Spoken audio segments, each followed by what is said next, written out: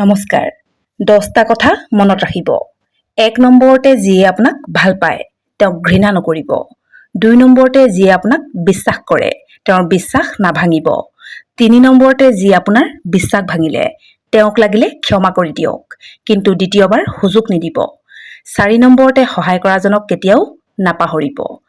5 নম্বৰতে প্ৰেমত প্ৰতাৰণা নকৰিব। 6 নম্বৰতে যি আপোনাৰ বিপদত পলাই দিলে তেওঁ আপোনাৰ সঁচা বন্ধু নহয়, তেওঁৰ পৰা কেতিয়াও একো আশা নকৰিব। 7 নম্বৰতে য'ত আদৰ নাই সন্মান নাই তাত নাযাব। 8 নম্বৰতে অবুজনক নুবুজাব। 9 নম্বৰতে সদায় বৰ্তমানত জীয়াই থাকক, জীৱনত পিছুৱাই গৈ কোনেও নিজৰ ভুল শুধৰাব নোৱাৰে। 10 নম্বৰতে অহংকাৰেই পতনৰ মূল। অহংকাৰীজনে এবাৰ শ্মশানত গৈ অলপ সময় কটালেই গম পাব যে জীৱনত অহংকাৰ কৰি কোনো লাভ নাই। ডাঙৰ ডাঙৰ জ্ঞানী বিদ্বান লোক ছাই হৈ মাটিৰ লগত মিলি আছে। ধন্যবাদ।